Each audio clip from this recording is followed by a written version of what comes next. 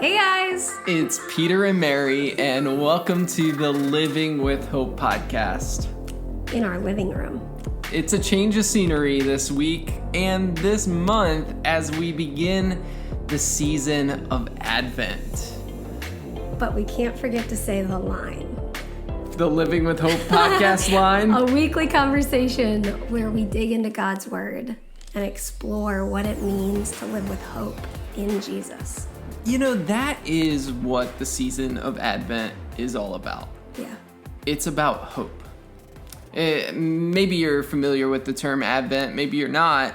It literally means coming. And at the heart of the Christmas season is the reality that God took on flesh, that Christ came and entered our brokenness in our world of pain and the broken realities of sin. And Jesus entered the darkness to offer hope. And one of my favorite passages that describes the season of Advent it comes hundreds of years before Jesus was born in Bethlehem.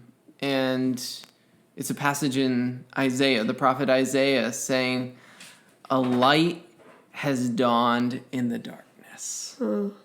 And then, what's his entering such a broken world. And I think of Hebrews, where it says, "We do not have a high priest who is unable to sympathize with our weakness, but one who in every way has experienced the suffering, but without sin." And just that picture of his light in such a broken, dark world. Yeah. Yeah. As we head into the season of Advent, we're going to spend the next 4 weeks here on the podcast. Beginning this Friday, we're going to start looking at the earth-shattering reality that Jesus took on flesh. We describe that in theological terms as the Incarnation, that God took on flesh and he became like you and I so that we could have a perfect representative and that God could have a perfect representative to us, and Christ would become our mediator. And one of the most amazing pictures of this is in the Gospel of John, where it says, "In the beginning was the Word, and the Word was with God, and the Word was God. In the beginning, he was in the beginning with God. All things were made through him, and without him not anything was made, anything made that was made. In him was life, and that life was the light of men. The light shines in the darkness, and the darkness has not overcome it." And then verse 9 says, "The true light, which gives light to everyone, was coming into the world. He was in the world, and the world was made through him, yet the world did not know him. Yet he came to his own, and his own people, did not receive him. But to all who did receive him, who believed in his name, he gave the right to become children of God." And then verse 14 says this, "And the Word became flesh and dwelt among us, and we have seen his glory, glory as of the only Son from the Father, full of grace and truth." As we enter this month of the season of Advent, I have been thinking about what are the emotions that accompany this season. We are in a moment in time when there's all kinds of brokenness and angst that we feel in the world. And I think that that's the first emotion that we feel during the season of Advent. Because in many ways, this season is full of commercialism and things are busy with speeding up with holiday gifts and shopping. But this year looks a little different with the pandemic. But in the midst of that, I think the season of Advent, this period in the church calendar, is an invitation for us to slow down and to think deeply about the realities of Jesus' coming. And as we do that, the first emotion that we feel is angst. And how would you describe angst? Well, does this come into the already not yet part? That angst?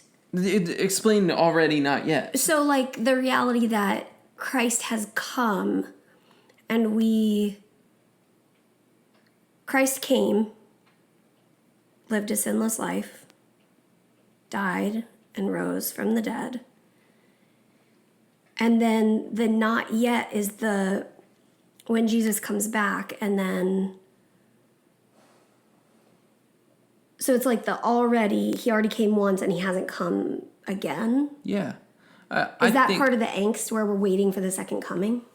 Well, I think that could be part of it, but I think there's also the reality of angst. I looked it up this week. Let me pull it up on my phone.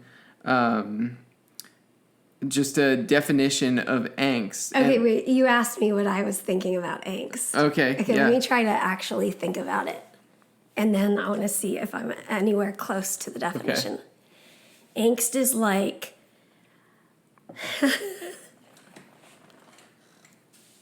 Oh, nope, nothing's coming to I really thought I would have some sort of a definition. Well, make a motion. I'll describe the motion on the podcast. Okay, she's clenching her fists and she's kind of tensing up her body. Yes. Okay, so I think that's why it's a perfect word, because we don't really have a great definition for it, but we feel it. Yes. We know how to enact angst. Yes. And that is, okay, this is why I'm giving you, as we head into the season of Advent, I'm giving you 3 emotions that I think can help guide us in this. And the first is angst.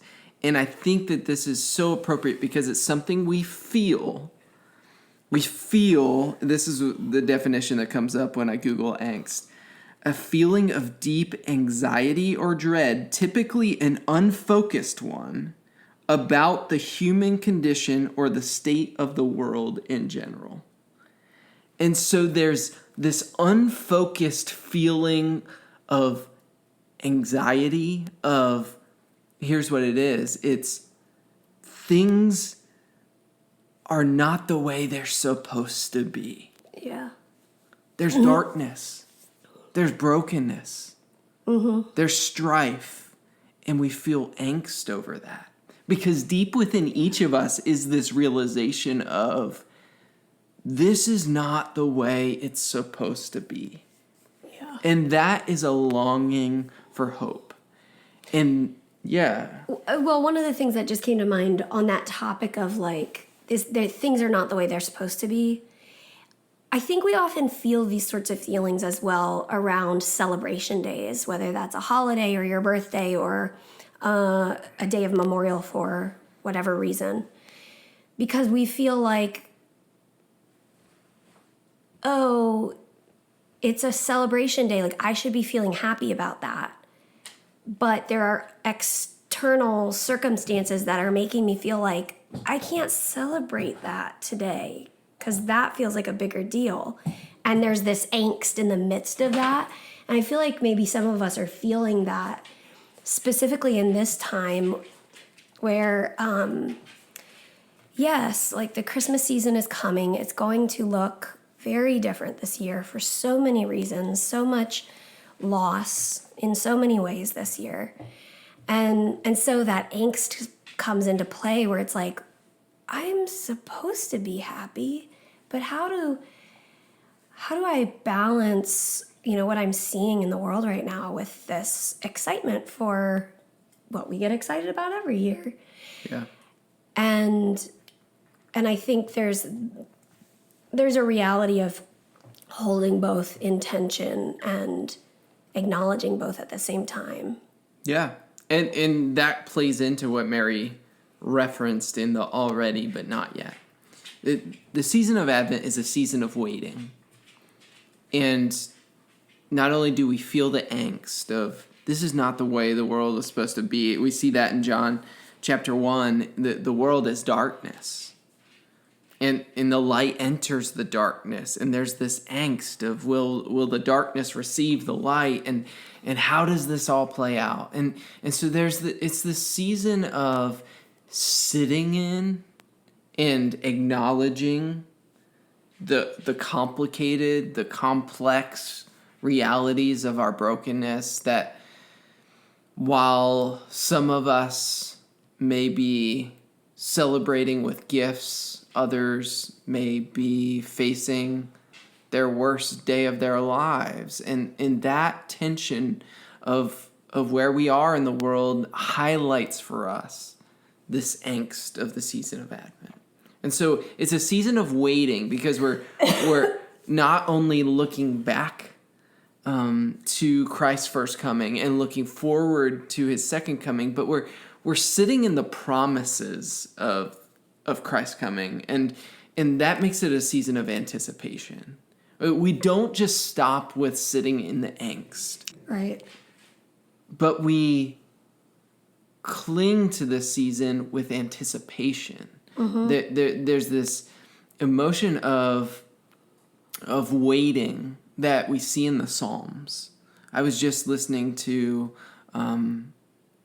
just a couple of days ago, Psalm 43, where the psalmist says, "Why are you downcast, O my soul? Put your hope in the Lord." And there's this anticipation. Hi, Ollie. I think Ollie's ready for the podcast to be over. But Ollie, there's this anticipation That you're feeling right now. that you're ready for your dinner, but we're still recording the podcast, and there's the in-between of where we are and where we want to be. And so there's this anticipation. And we know that. It's the childhood anticipation of Christmas. Yeah. And we channel some of that in the season of Advent, because there's something deeply powerful and meaningful about waiting with anticipation. And the third emotion, so angst, anticipation. The third is amazement. The season of Advent is a season of amazement. We take in the mind-boggling reality of who Jesus is, of why and how he came. Because there's deep significance in both of those things, both why he came and how he came. He came in a very humble, insignificant way. And there's something significant about that, because we sit in amazement of the reality that he came for you and for me.